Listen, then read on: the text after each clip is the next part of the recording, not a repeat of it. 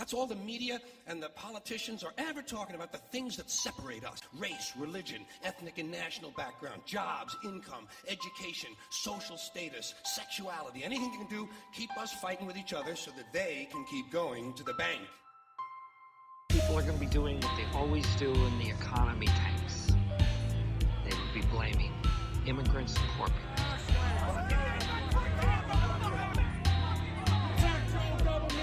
This country has proven resilient based on the fact that its foundation is the age of reason. America is just now coming to grips with what unfolded here in the early morning hours here in Orlando. In this city, thousands of demonstrators marched to protest the death of Eric Garner. Breaking news, a fresh act of madness. The snipers hit 11 police officers. Gun sales in this country are spiking in the aftermath of the San Bernardino terror attack. We're bringing it on ourselves. And that's the thing. Al-Qaeda, all those guys, ISIS, they're not compared to the damage that we can do ourselves on a regular basis. What's up, everybody? Thanks for joining Mike and Alex and Nick for the Age of Reason podcast, where we are not for the faint of thought. All right, guys, we're going to jump right into it this week with a listener question. Tiffany B. asked us the question, I want to know what's wrong with believing in God. What's wrong with thinking I'll be reunited with my mom and dad one day? And what's wrong with comforting myself that way? Okay, so first off, to me, I'm not gonna address what's wrong with believing in God. I think we've done that over and over again. But what it really sounds like to me is her question is what's the harm? I'm obviously her parents have passed away. At least we can put two and two together there. But to me, it doesn't sound like she's asking if there's a problem with believing in God. Is there a problem with her believing in an afterlife where she will be rejoined with loved ones that she lost? Does that make sense? Yeah. So, that within and of itself, I don't really think there is necessarily a problem with that. I do personally find that as a bit of a false security blanket. But if that's what people got to do to get through, I'm not going to judge somebody there, because that's not the same person that I expect to do the things that that a lot of religious people do, that we do end up talking about on the show and that we do have a problem with. I don't agree with that stance, but... Well, I think typically it goes hand in hand, and I think this is the wishful thinking point that we brought up several times. Right. I mean, it's one thing if it makes you feel better, but as a parent, when we lose somebody in the family or something, and I have to explain to my child, what the process is, it would be much simpler just to say, oh, he's in heaven now. That's it. It's, to me, it's like the easy way out. And, of course it is. And especially, like I said, as a parent trying to teach my children, life and how hard it is, it's much more complicated to, explain the process. And that's where I think it's intellectually lazy, the wishful thinking. So right. I would, I guess, denounce it a little bit more than you. I mean, there's nothing wrong with thinking it, but I mean, there's nothing wrong with thinking, in the same regard that there's unicorns and fairies flying around. It's false. So, No, yeah, and I'm not trying to downplay that. I mean, I like I said, it's a very false security blanket. But I mean, I don't even want to address what's wrong with believing in God. Look at Syria. Look at everywhere in the Middle East. Look at Orlando. Look at Mike Pence. Look at all the Westboro Baptist Church. Look at all of these different acts of violence, which no thing or person has ever had their name attached to violent motivation for violence throughout the history of man than God in one form or another has. So, short answer on what's wrong with believing in God. But no, I do agree. I think it's a very false security blanket. But I am also, we are, we champion the Constitution, we champion freedom of religion and all that. We get it. We get that part of it, as much as we disagree with it and as much as we can't stand what religion makes people do. But you know what? Don't push that onto anybody else. And you can speak to this more than I can. You're a father. Obviously, going to have a different point of view on that. I respect your point of view on when you talk to your kids. Don't set them up for failure. Don't set them up for, any type of disappointment like that, or something that you can't prove just because you want to make yourself and others feel better. Right? Yeah, no, I agree. So after that, Tiffany gets into a few other things. So she accused you and I of pressuring and trying to twist people's views into either not voting for Hillary Clinton or not voting at all, which is handing Trump the presidency, and she accused us of doing that. I know you and I have had some disagreements on the show, but that's because we were very involved in the Sanders campaign. We both donated money, went to rallies. I spent countless hours talking to people, swaying people over to Bernie's side, and that's only a fraction of the time and energy that you and your family spent on campaigning for Bernie. So what do you have to... I already addressed this. I don't want to get too far into it. I already pointed her towards an article that we wrote back in May about our official stance, but do you have anything to say about that? Yeah, the part that that I noticed in there was criticizing Hillary Clinton during this, and like you said, we both came out with our stance. We don't want Trump as president. That's obvious. We spent a whole nother show just basically trying to kill each other. No, but just dogging Trump, and so clearly that's what we want. But at the same time, we have to show the news, what we read. And if we see something, that's critical of Hillary Clinton, it would be cheap of us not to share that with the people that listen. We're not just only going to put out one side. For me, I maybe am a little more progressive, but when I see these things, I mean, they're worth pointing out. Yes. And as Bernie said, she claimed to be a Bernie supporter. You need to hold her accountable.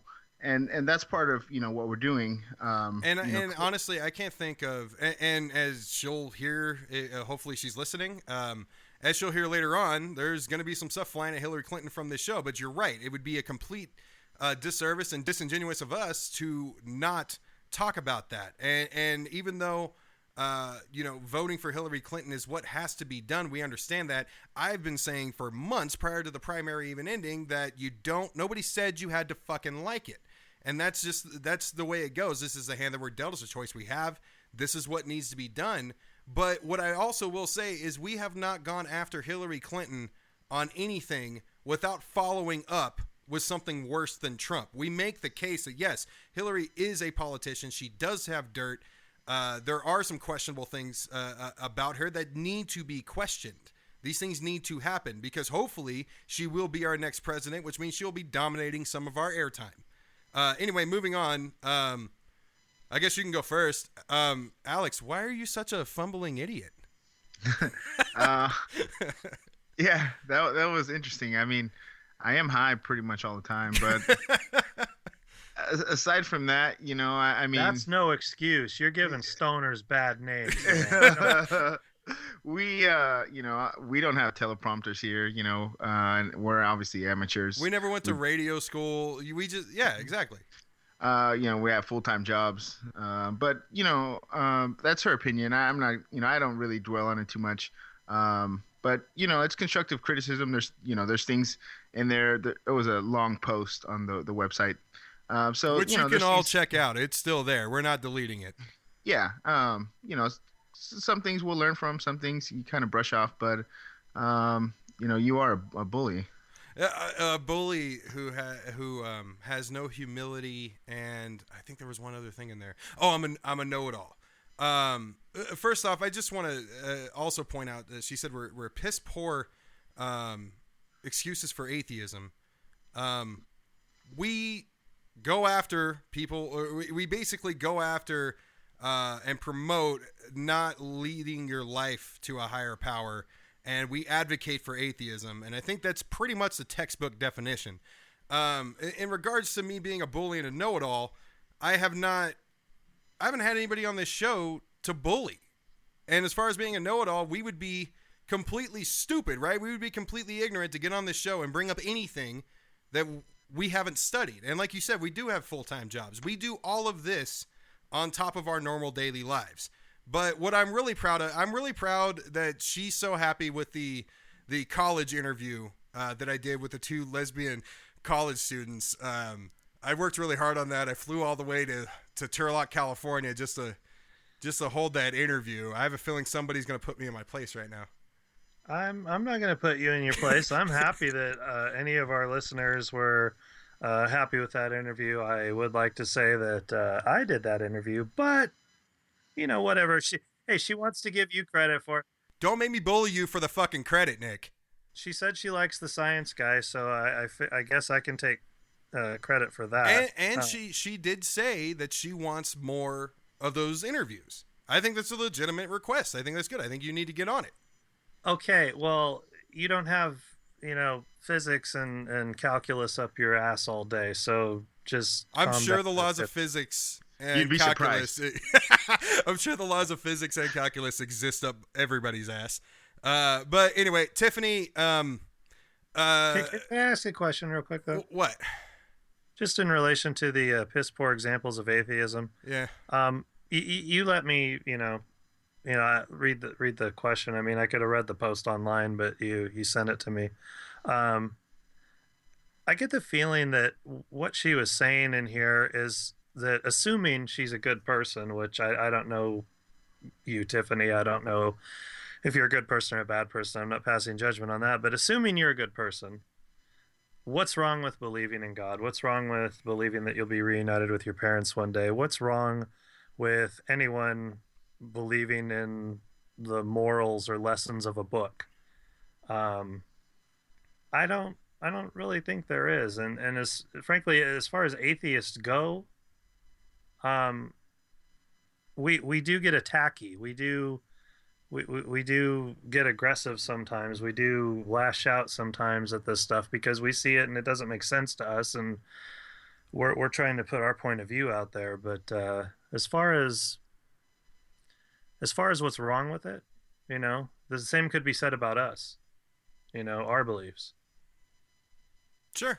I mean, fair enough. It's just, she ended it on a positive note. Like she's hoping that, we keep answering questions, and that hopefully one day she didn't, I'm paraphrasing, but hopefully one day we go live and we can take calls. And so I don't know. She apologized for the tone of her email in the very beginning. And, in regards to me being a bully, honestly, I have really big eyebrows, and usually that's what causes people to think that I'm angry or I'm being intimidating. Yeah, that's definitely over the podcast. That's what yeah, I know, but that's what I'm saying. Is right I gotta deal with that in my normal life, and then when I get on here, I honestly, Tiffany, I think what you're hearing is passion. Alex and I and Nick, we have all spent many years, or I can say I've spent many years with the two of them. Discussing politics and discussing religion, and if you listen back to, I think, the very first episode, Alex and I go through our journey into atheism and what that was like, and we come to a lot of conclusions. We came to a lot of conclusions together, pretty much growing up. So we're very passionate and we feel very strongly about what we have. So what we will say is that we do encourage you as you take the the journey through. Whatever side of the fence you end up on, obviously we're rooting for you to come over to the atheism and the side of reason. But we do understand the difficulties of the journey, that it can be scary. There's some separation anxiety between you and the religion that you've held on to for so long, and we wish you luck with that. Moving on. Debate night last night. Yeah. So, before we get into specifics, let's give an overall account of what we thought of the two of them. I will say this. Hillary Clinton, as she should have, won the debate on substance and policy, what little policy discussion there actually was. But Trump won the debate for debate's sake. And the only reason I'm saying this is because Hillary Clinton did not do what she did in the first debate, which is sit back and let Trump hang himself. Hillary Clinton is not Trump's worst enemy. Trump is. And you need to let this man shoot himself in the foot over and over again. But just like the Mark Twain quote, don't argue with an idiot. They will drag you down to their level and beat you with experience. And she went toe-to-toe, and with all the ammo over the past week, Trump's bus comments, which we'll get into here in a little bit, basically that should have been enough for her to nail him. And she could not get it done. Trump's zingers and his one-liner counterpunches were better than Hillary Clinton's. And this looked way more like a GOP primary debate than the presidential debate that I actually wanted to see. You know, I'm very blah about the debate. I was so excited going into it. And of course they were all, my excitement was all fantasy based. Like I was really hoping to see Trump like push Hillary to the ground or get in her face, but mainly just because I wanted to see if the Secret Service would actually beat the shit out of him, or what would happen in that case. Actually, if the Secret Service jumped on him, would the Secret Service have to jump on themselves? I think the rules allow for a sumo match if two Secret Service protected. Oh, see, that would be fantastic too. Both of them in diapers, just like going at it. Oh man. You know what? And one of the things that I'm really curious about now, because I had to start daydreaming during the debate, I did pay attention, but in those little moments where I could just kind of, go off in my mind, I am willing to see Donald Trump fully naked just to see what his hair looks like when he gets out of the shower. I want to know where it's attached. Is it all in the front? Because people have pulled on his hair. They say it's natural. Barbara Walters pulled on his hair. Is it a comb from the front all the way to the side and then back again? No. It's like the magic bullet. It goes out and does a 180 in midair and comes back. It goes out like 6 inches, which is 3 times longer than his fingers in other places, and does a 180 midair and goes back over his head. Oh my God. It's the most fascinating thing about him. I swear. It really is. I may let him grab my crotch just so that I can see what his hair's made of. I mean, it's fantastic. With his tiny hands. As far as the debate goes, though, I mean, I think that Hillary stuck to her guns. All the fact checking today is showing that, he lied about, I think, everything but one thing. And even on that, he was like half lying and half telling the truth. I don't know what was going on with him. At one point it looked like he was humping the back of a chair. Yeah. And his body language was kind of aggressive, standing behind her. I know that at a few points, to be fair to him, he was actually standing at his chair, and that just happened to be behind where Hillary was, but he did follow her around. Right. And I mean, it was a shit show from top to bottom. Just like a lot of people are saying, it's really embarrassing for the country. It is, and that's my point. I blame Hillary a bit for the shit show that we had, and that's only because I hold her to a higher standard than I hold Donald Trump. I really think she should have attacked this debate the exact same way she did the first and let the man hang himself. She shouldn't have gone toe-to-toe. Alex, what do you think? Honestly, I think I disagree, and this is weird coming from me, but I actually thought Hillary did pretty well at the debate. I thought, she made her points. She did go, back and forth a couple times, but last time I criticized her for not being aggressive on some of those points. So yeah, maybe Donald had a better zinger or, one-liner, but I think she still at least came and hit him on some of those points. So I felt, surprisingly, comfortable with her during the debate, and I thought she did well. I was interesting to see the no podium thing. I thought he would be a little more creepy. He was plenty creepy. He was kind of creepy. He couldn't sit still. Yeah, but I didn't know aggressiveness and stuff, if he was going to get kind of how close he would get to her, which we saw kind of in the last one with Obama and Romney, a little I guess male on male kind of machismo kind of thing. Oh yeah. But no, but it wasn't it was decent. But yeah, like I said, I thought she did a good job. And for him, it is embarrassing that's what we got. The guy we got on this stage. Well, we'll get into specifics. One thing I heard, I like Van Jones. I like that guy from CNN. rarely hear him say anything I disagree with, and he was a main. I mean, he was the guy after Sanders cleaned up on one of the not the Super Tuesday, but one of the Super Tuesdays, actually voiced out and said, is it are we not allowed to say Bernie won? I mean, he does speak his mind, and one of the things that he said was that maybe Hillary Clinton went toe-to-toe with him and maybe purposely, I know this seems to just be my opinion, but didn't do her best in this debate in order to keep Trump in that race, before not giving the Republicans a chance to rally behind Mike Pence or somebody else and kick him out. No, it's too late. I mean, there's already early balloting. I know, but I don't know. To me, it might make sense to make sure he hangs on and does not drop out. Yeah, they've been talking about this, though, that Trump said that he's not going to drop out, and there's no mechanism really for the Republicans to remove him. So without him dropping out, they're screwed as far as picking a different nominee at this point. Sure. They're screwed. They're screwed no matter what. I mean, there's absolutely nothing they can do. And Paul Ryan backed out today. So the highest ranked Republican in any elected office, or appointed office in this case, completely denounced Donald Trump. Well, yeah, I think before we get into specifics of the debate, I think the tape, the buzz tape, definitely should be brought up first, because that came out two days before the debate. So instead of us talking about it, let's just hear Trump say it. Here is Donald Trump talking about women. And I failed. I'll admit it. Whoa. I did try and fuck her. She was married. Huge news there. No, Nancy. Yeah. No, this was marriages, and I moved on her very heavily. In fact, I took her out furniture shopping. She wanted to get some furniture. I said, I'll show you where they have some nice furniture. I took her out furniture. I moved on her like a bitch, but I couldn't get there, and she was married.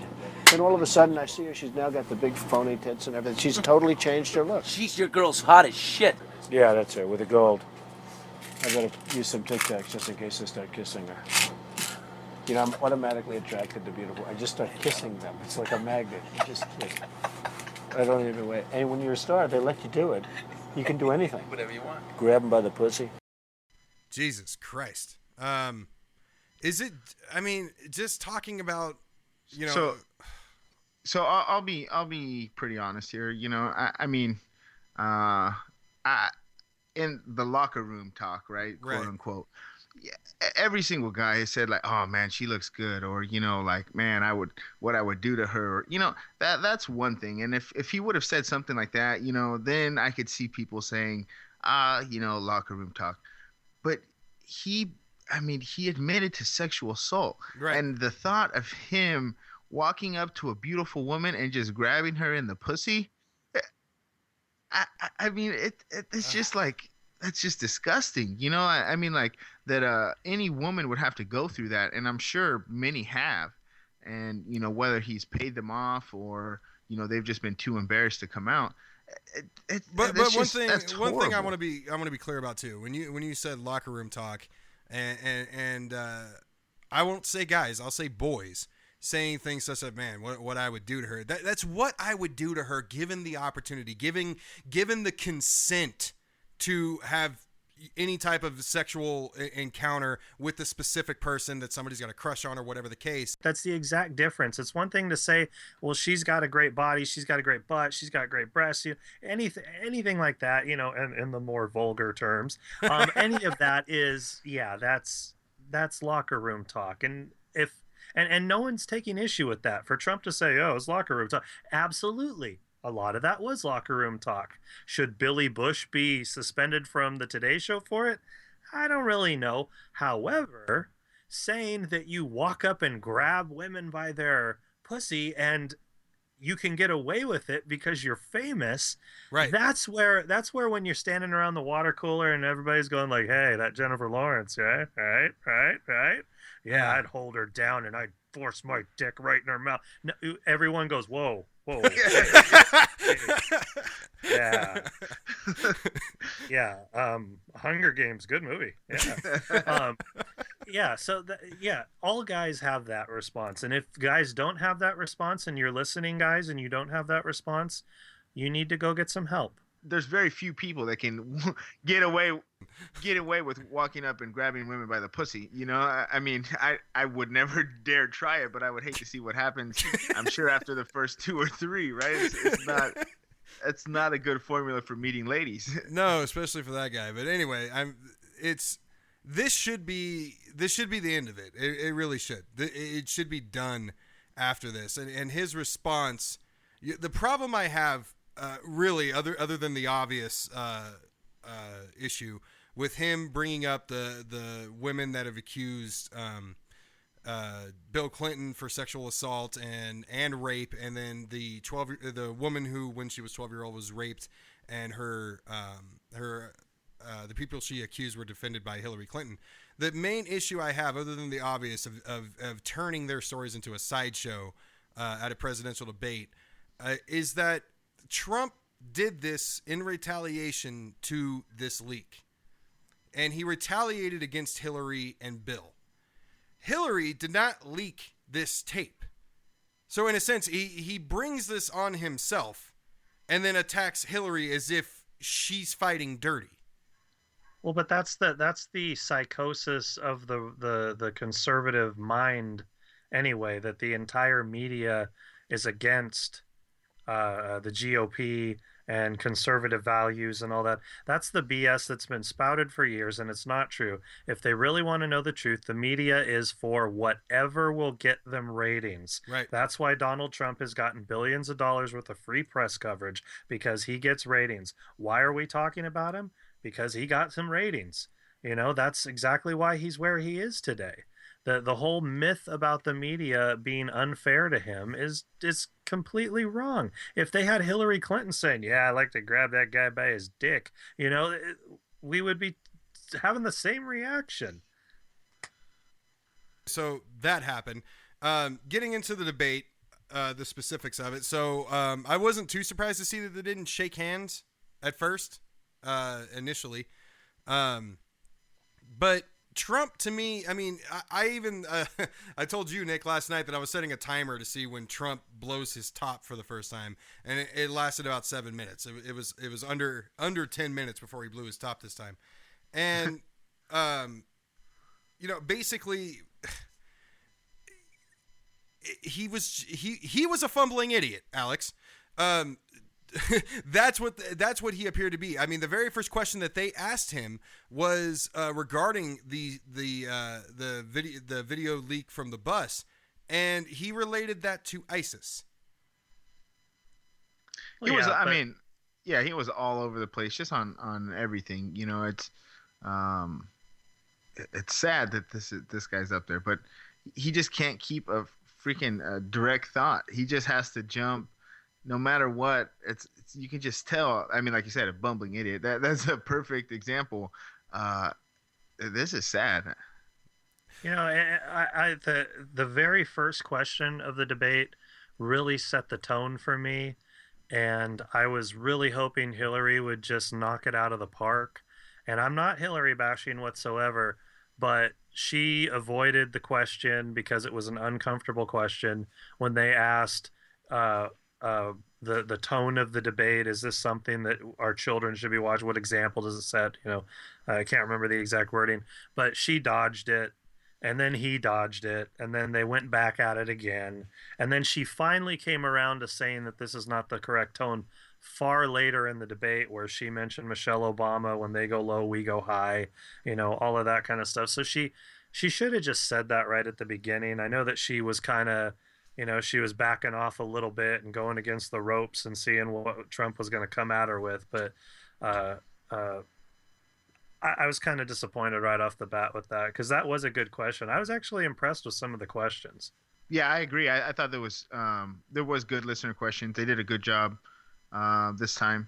And yeah, on the first one, it basically, that kind of set the stage. You know, that's like a softball pitch right there. Like, you know, can you guys be civil and, you know, discuss policy? And they pretty much showed right there that's not their cup of tea.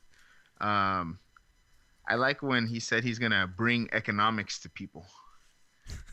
Did you catch that? Yeah, Yeah, my son is actually an economics major, and I went and asked him, how can you bring economics to people? And he has no idea. So I was like, I'm gonna bring economics to people. It's like the books, or like what? Those textbooks are expensive, I'll tell you. That was the whole damn thing, and that was the exchanges that they just kept on having.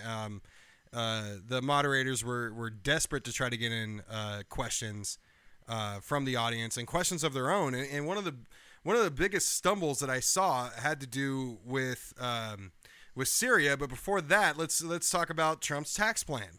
So Anderson Cooper flat out asked him if he had used the loophole that Alex, you and I talked about on last week's episode, where he lost $916 million, and then possibly at the time used that in order to not pay federal taxes for up to 18 years.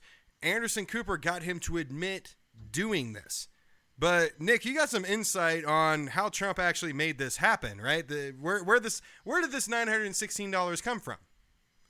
$916? Or I loaned it. million. Sorry, million. No, I've never had that much money, so. Yeah, it's hard to understand that concept of how much that actually is. I read a few articles on this, and then Mark Cuban was on Bill Maher this last week, and he pretty much summed it up the best. Basically, Trump got this money was not a loss to him. Cuban said that based on everything that came out in that one tax return that was released, Trump didn't have that much money to lose. So since he didn't have that money invested himself, he didn't actually lose anything. What he did was he borrowed this money from other sources, and then he made purchases with it, and I think it was casinos. And then he went ahead, and when they were failing, he sold them off to somebody else, and then those people took the loss on it. So he ended up being able to deduct this $916 million loss over, I think, a 15-year period, to the point where he didn't actually have to pay federal taxes, federal income taxes, because of that loss spread out over a period of time, which, according to Mark Cuban, that's something that other business people do, which Trump said the same thing in the debate last night. But I think that where it goes to the point where everyone really cares about this is that means that he hasn't paid he hasn't paid into our system. Right. The system that he's promising to fix, and the system that everybody benefits from, he hasn't contributed to it. Not just promising to fix. I mean, you hear him talk about we have third world airports, our roads are crumbling, it's like, no shit. It's because you haven't paid taxes. Well, and Warren Buffett have came you been out to Chicago? It's a bad airport. And Warren Buffett came out because he's one of the ones that Donald Trump accused of being Hillary's friends that doesn't pay his taxes, and he came out and released his taxes and said, this is how much I make, this is how much I pay in taxes, so you're wrong, I don't use those same things. And Mark Cuban said the same. People that are rich, I mean, yes, they cheat, like Mitt Romney. He pays 13% taxes. That's much lower than a rate than I pay, but he still pays this 13% of tax. What Trump's done is used a loophole in the tax code to pay zero taxes and then bitch that things are not perfect. And the thing that I realized with Donald Trump is he's a snitch. I mean, he's basically telling people how he's cheated the tax code. He's saying you heard about the Chinese steel. Right. He brought it up, right? He's the one that brought it up in the debate. What an idiot. Knowing that he used his companies to buy illegal Chinese steel and aluminum for his Trump businesses. So he brought it up, and Hillary Clinton nailed him on that one and said, wait a minute, Trump, you know about it because, how do you know about it? They are dumping using steel and aluminum illegally, and you're buying it. And what's so stupid about that is that story just broke last Wednesday. It wasn't like it came out a long time ago or Trump couldn't know. That story just broke last Wednesday. He set her up for that. But here, let's play Trump admitting with Anderson Cooper that he did use this tax loophole. Did you use that $916 million loss to avoid paying personal federal income taxes? Of course I do. Of course I do. And so do all of her donors, or most of her donors. I know many of her donors. Her donors took massive tax write-offs. So have A you lot not of paid my, personal federal income tax? a lot of my write-off was depreciation and other things that Hillary, as a senator, allowed. And she'll always allow it because the people that give her all this money, they want it. That's why. See, I understand the tax code better than anybody that's ever run for president. Hillary Clinton, and it's extremely complex. So one of the points that I want to make here is that I like later on in that clip when Hillary Clinton does her rebuttal, she does talk about how when Trump accuses her of raising everybody's taxes, because Trump goes over to that whole audience that's on the stage and says she's going to raise your taxes. Hillary Clinton's going to raise taxes for people that make $250,000 or more a year, not by much, but the majority of it is going to come for people that make $5 million or more a year. And I like the later point regarding when Trump gives the largest tax breaks to the rich it's unprecedented. It's never happened before. When they realize they need more money, where are they going to get the money from? They're going to go right after the middle class. And it's because the taxes go so high for the middle class. And Alex, you alluded to this. It's because people like Donald Trump don't pay their fair share of taxes. That's the main issue. And while we're talking about money and Donald Trump, let me just remind everybody that Trump wants to abolish the federal minimum wage. How loyal do you think your CEO that any of you work for that doesn't even know your name, how loyal do you think they're going to be to you when they can make up whatever they want to pay if they're in a Republican state? People need to think about that. Yeah, but I mean the people that are voting for Trump, that doesn't, somehow they imagine themselves, even though I know these people and I know that they're barely making it check to check and they're struggling, they think that they're millionaires. And when you talk to them about repealing the estate tax, it's something simple. I'm like, how do you feel about the estate tax? Oh, it's stupid, blah blah blah. And I'm like, you realize that it only comes into place if you're talking about millions and millions of dollars. You are going to be able to pass on everything to your kids, whatever you have, without there's small fees, but the estate tax doesn't take into effect unless it's millions and millions of dollars. But these people will defend the these taxes and these loopholes for rich people, I guess, assuming that one day they're going to be one of them. But it's hard to have a conversation with somebody making $35,000 a year and voting Republican. It's just well, yeah. And you said it best. What is it that makes people vote against their own interests? And speaking of saying it best, George Carlin, there's a club, and you're not in it. Well, I mean, to me, it all goes back to the very thing that you guys began talking about at the very beginning of this podcast, and it goes back to a type of religion. Conservatism and nationalism are a type of religion. We buy into this. America is the greatest nation on earth. America is not the greatest at stuff right now. And because it's not the greatest at stuff right now, well, we need to make it great again. And how do we do that? Well, we get rid of all of these people, and we get rid of all of these people, and we free up all regulations, and we cut all the taxes because everybody's being taxed to death.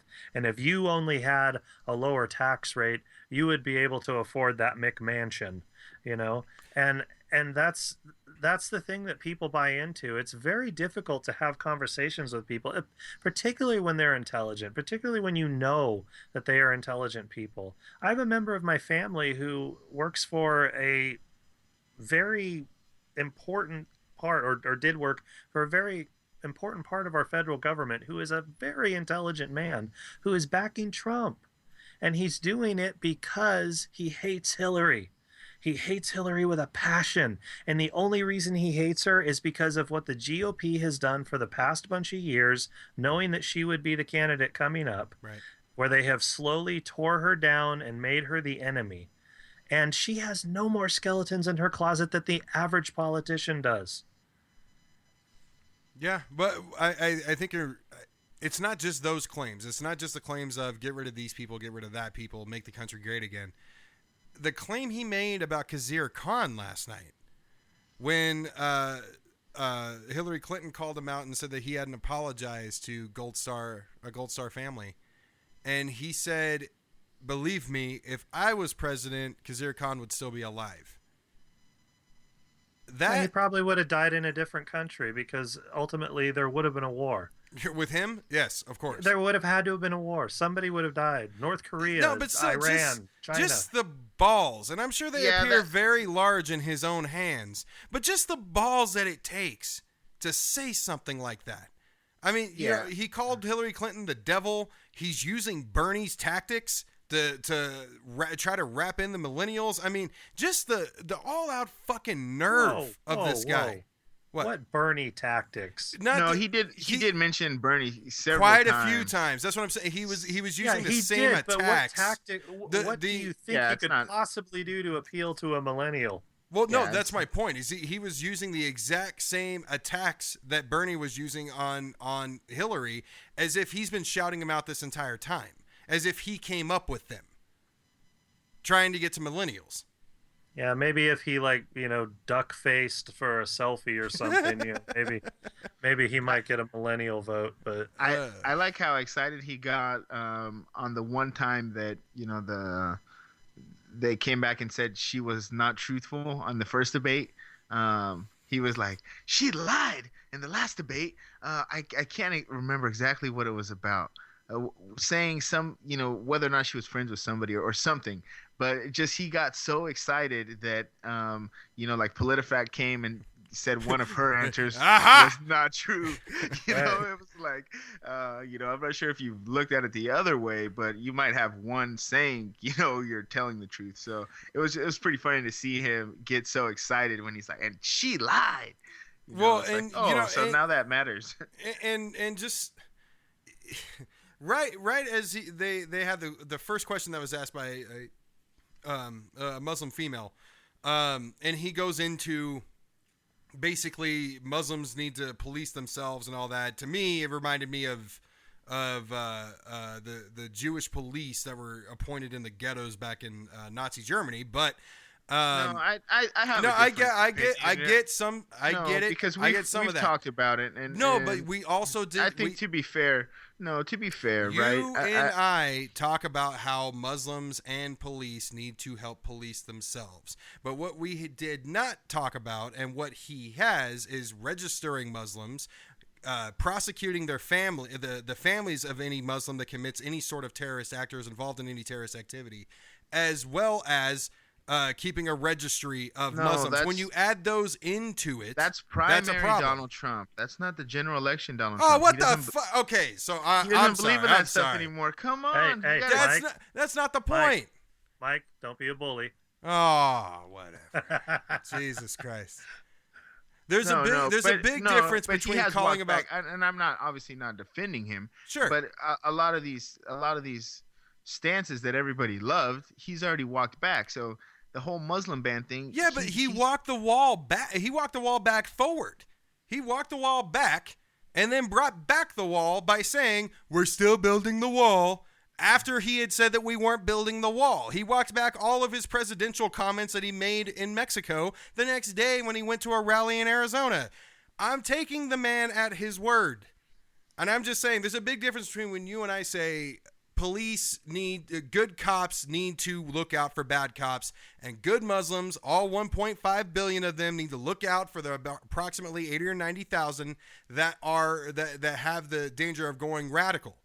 Totally cool with that. What I have a problem with is when you combine that with everything else, like registering Muslims and surveying mosques, outlawing Muslim religion into the country, that whole thing. That's my point. Well, total package. I think that Trump would actually be proud of the Muslim community last night because they tweeted en masse that there was a creepy orange man following Hillary Clinton around the stage last night. So they did report. They did.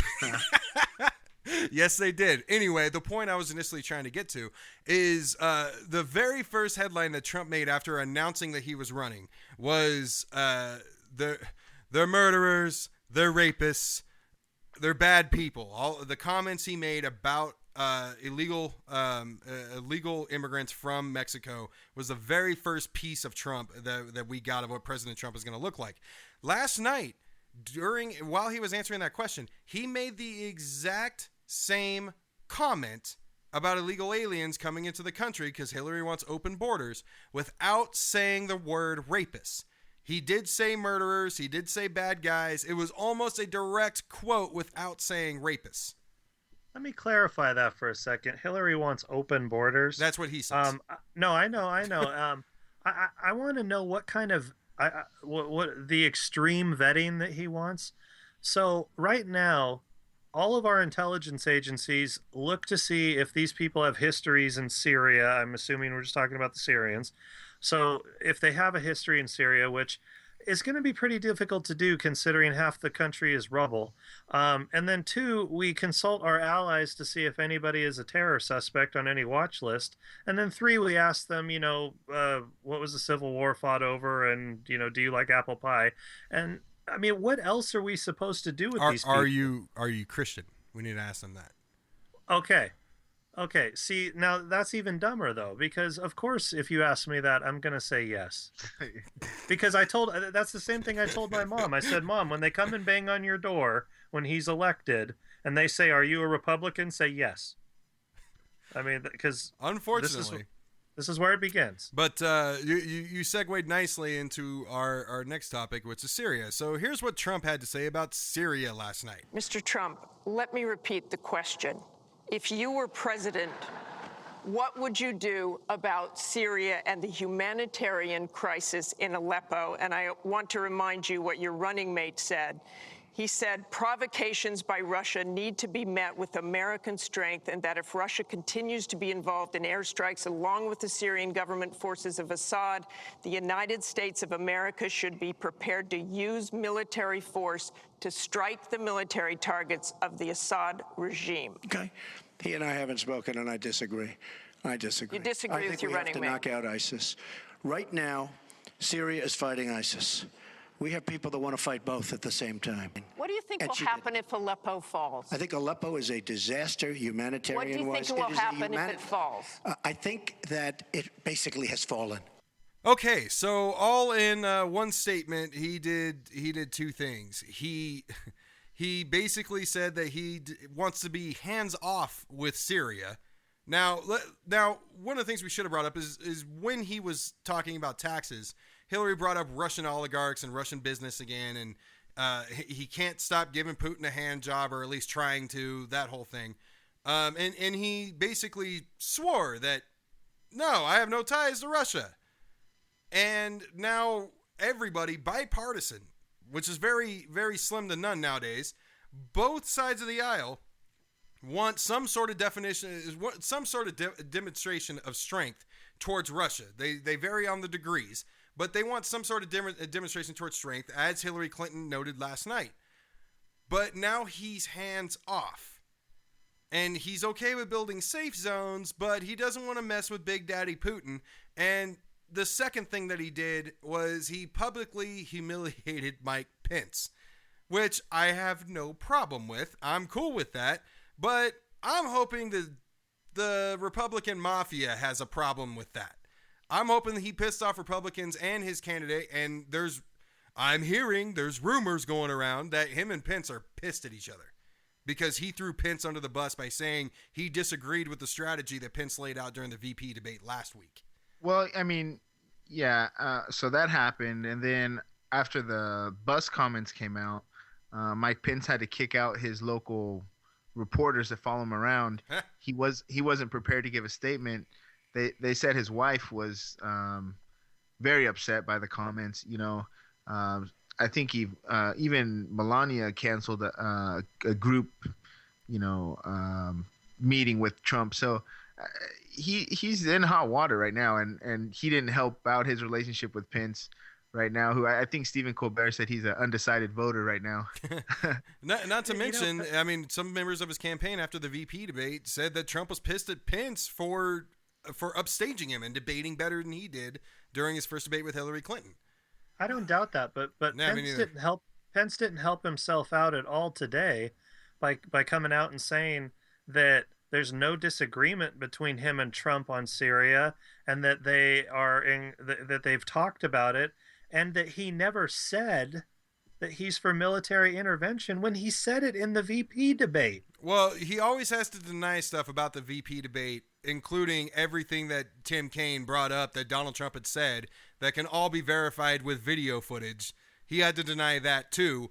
But I honestly think it's just a cover. I think it was a dressing put on the vein. That way it would stop bleeding for right now while they try to figure shit out. I think there's no doubt that there's going to be issues between the two of them, because you got to know Mike Pence is sitting there going, this fucking guy? Why didn't I run? It's got to be what he's thinking. What I'm saying, though, is this doesn't help him at all, because in 2020, I'm predicting it's going to be Ted Cruz and Mike Pence going up against each other to take Hillary out of office. And don't forget Kanye. But with the yearly don't let that be true. with the yearly and sometimes even monthly case of amnesia that comes over Republicans and their voters and supporters, I don't think this is going to matter in 4 years. Because you know what they're going to do. The reason everybody's cutting ties is so they can cut off and say, hey, we didn't support him. And it's like, no, Paul Ryan, fuck you. I agree with what I've heard other people say. You handcuffed yourself to this dead hooker. You wait this out to the end. You fucked this up. And Michael Moore, I posted this on the Age of Reason page. Michael Moore had an outstanding article that he wrote about what's going on inside the Republican Party post Trump and his comments. But speaking of Trump's comments, this was the very first time a presidential candidate in the United States threatened to prosecute and incarcerate their opponent. Take a listen to this. But if I win, I am going to instruct my attorney general to get a special prosecutor to look into your situation, because there has never been so many lies, so much deception. There has never been anything like it. It is, it's just awfully good that someone with the temperament of Donald Trump is not in charge of the law in our country. Because you'd be in jail. Secretary Clinton. So, thoughts on that? I think he's just like a parrot, and whether it's Roger Ailes or whoever's prepping him for the debate, I guess he gets started like 30 minutes before. They put a big pile of Coke in front of him, and he just starts snorting. Oh, and he was still sniffing this entire debate.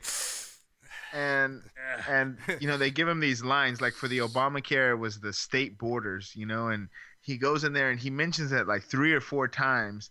You know, it's these state borders that are screwing everything up.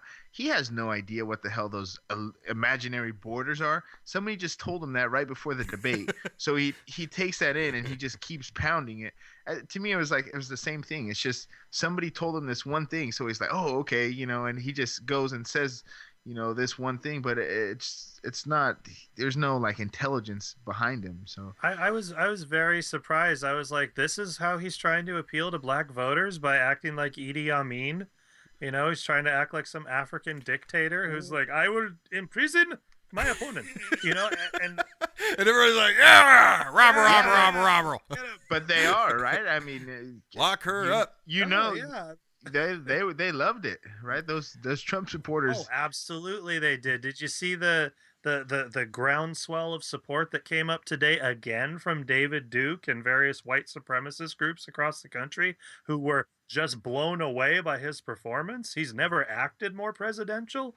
And I wish when the basket of deplorables conversation got brought up to Hillary Clinton that she would have said, yeah, I'm referring to your supporters that are on camera saying go back to fucking Auschwitz, and David Duke and anybody that wears a fucking white sheet that wants to start a neighborhood watch by passing out lollipops and rocks in Pennsylvania is another story that we talked about. But this is perfect. So in regards to that Law and Order conversation that they had, and being a dictator, so quite a few months ago, whenever we watch a documentary or something, Alex recently brought up Saudi Arabia Uncovered on Netflix, and a while back I brought up the Central Park 5 documentary that's on HBO.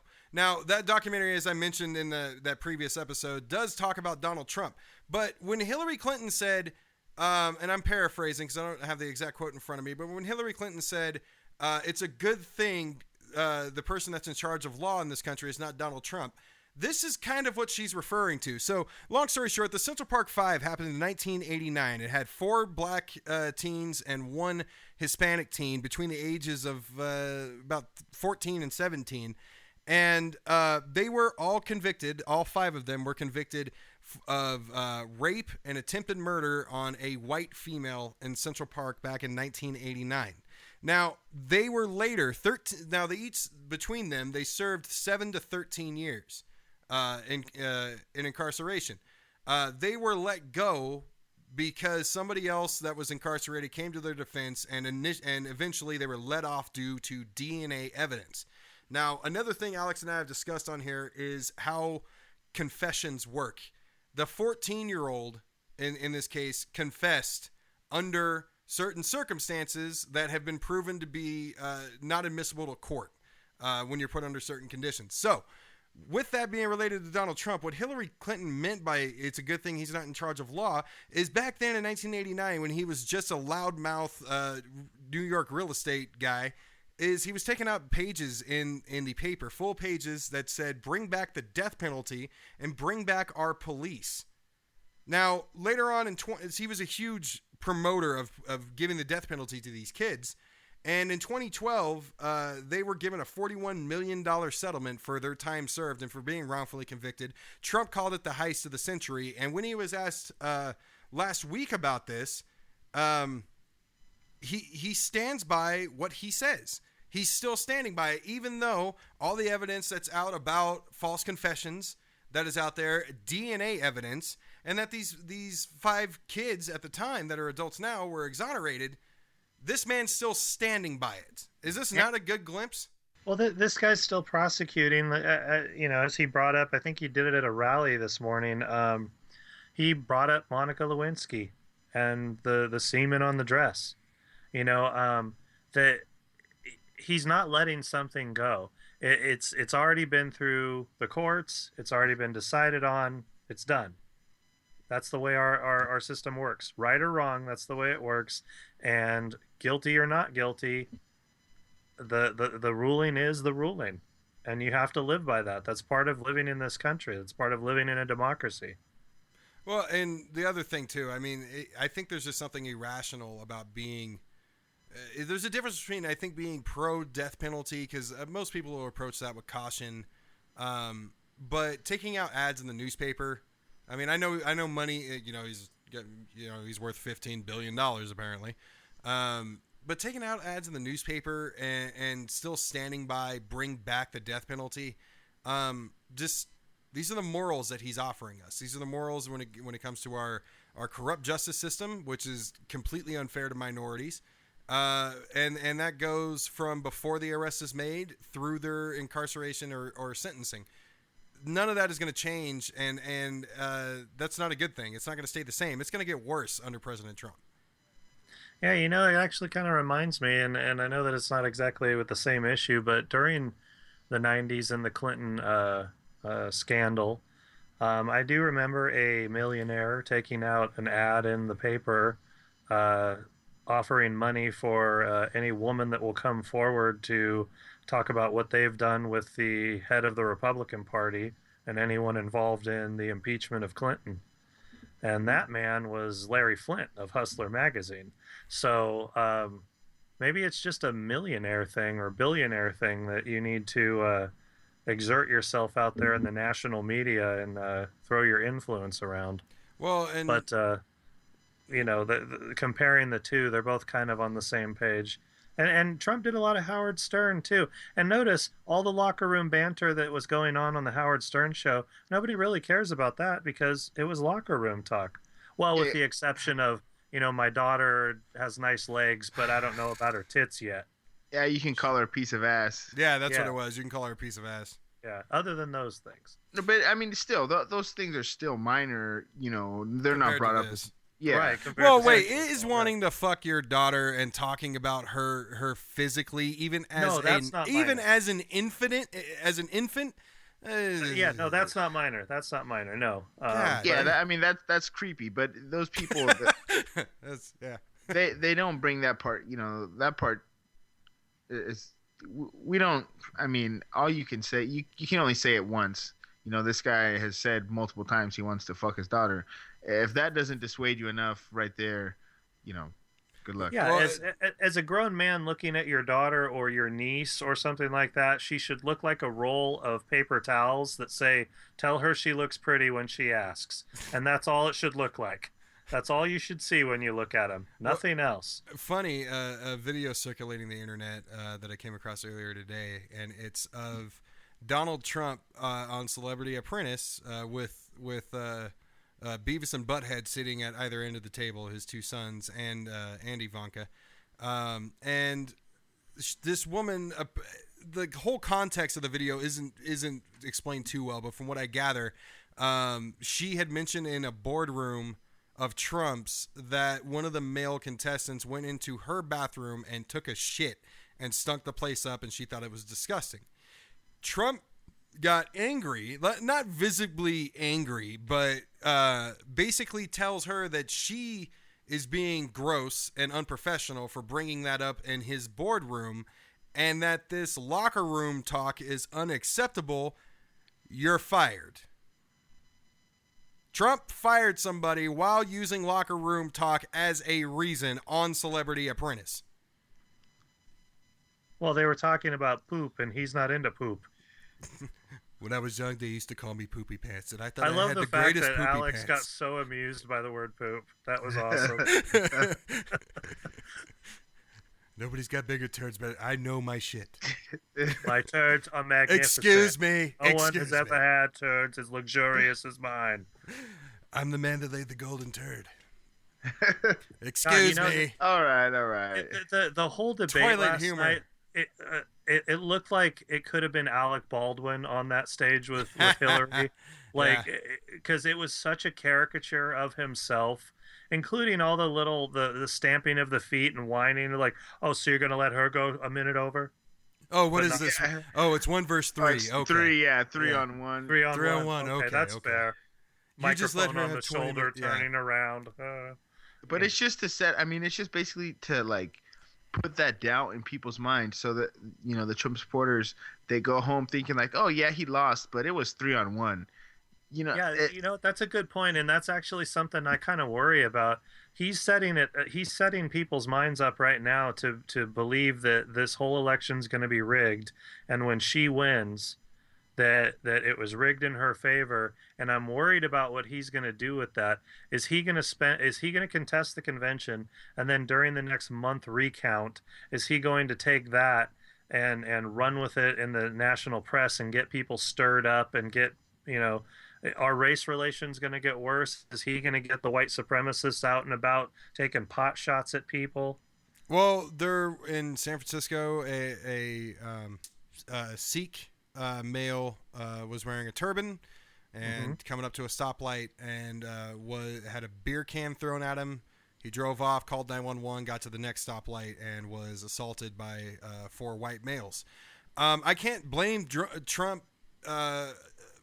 I can't blame other people for people that don't even know Trump, their actions on Trump's rhetoric. However, there is no doubt that is promoting this. And that was one of the things that Hillary Clinton said to the Muslim voter, the undecided voter. An undecided Muslim voter between Hillary Clinton and Donald Trump. Anyway. Yeah, but you know what? With all the applause you heard going one way or the other, you know, it's hard to imagine that they were really that was a room full of undecided people, you know. Yeah, well, I think that a lot of the applause were actually coming from the galleries, right, where Trump's family and all the people he invited, and then Hillary's family and all the people she invited, because none of the people that were actually up there with them in the town hall format were the ones applauding. So I think you got the two sides in there making the noise, and that should actually end. That they should not allow those people to be at the debate. They should change a few things about it, but they won't, because these are more shows than they are actual substance. It added drama, and unfortunately, that's all that matters. And back to that Sikh guy, Mike. I think you can apply some of this to Trump, because not in my lifetime, Democrat or Republican, I've never seen one on stage sit there and advocate violence or even hint at it or suggest it. Right. And now that these people, these deplorables in that basket, it's a large picnic basket full of stinky cheese, deplorables, and some other things that I don't really want to touch. But those deplorables Smothered in Cheeto dust. Right, and they now have an outlet, and they now have quote unquote permission from their leader to do the things that they're doing. And that's especially when he says that I will defend you. The assault that took place at one of his rallies. I was talking to a female friend of mine the other day, and before the comment from Access Hollywood came out, and we were talking about how after the first debate, he said that he's thinking about bringing Bill into the second debate. I mean, he was talking about this prior to the Access Hollywood leak, and we were talking about that, and she says, "What does that do for anybody?" And basically, I think what that does is that tells men who objectify women and don't truly respect women, as you said, it's okay. This guy's doing it. He's successful. He's fine. Oh, you don't like brown people? Hey, it's all right. Everybody's a little racist. Just let your racism hang out there for everybody to see. And I think that's the biggest white point. People so much. They are my least favorite race right now. I can tell you that. I'm gonna whip out that Mexican thing again. And on that note, so anyway, hope you guys enjoyed our debate discussion. The next one's coming up on October 19th, I think. So yeah, one more. And I mean, we're basically less than a month away now from the election. So yeah, and that's the other thing I was going to say. That was an announcement I was going to leave us with. So I'm going to try to get this up tonight, which is Monday night, the day after the debate. If not, it will be up early tomorrow. So if any of you are listening and you are not registered to vote, Texas, we have a huge following in Texas. If you are not registered to vote, get it done. Tomorrow is your last day. I posted an article from Robert Reich on the Age of Reason page about the swing states that we are in trouble if Trump actually does pull off a victory. So make sure you guys register to vote. It takes you 5 minutes. Do it online. It's not that big of a deal. Anyway, thanks again for joining us, everybody. You can follow us on Twitter at AOR_podcast, the Age of Reason podcast page on Facebook, and for everything else, including your questions and comments, whether negative or positive, AORpodcast.com. This is Mike the Know-It-All, Alex the Fumbling Idiot, and Nick the Journalist signing out. See you guys next week.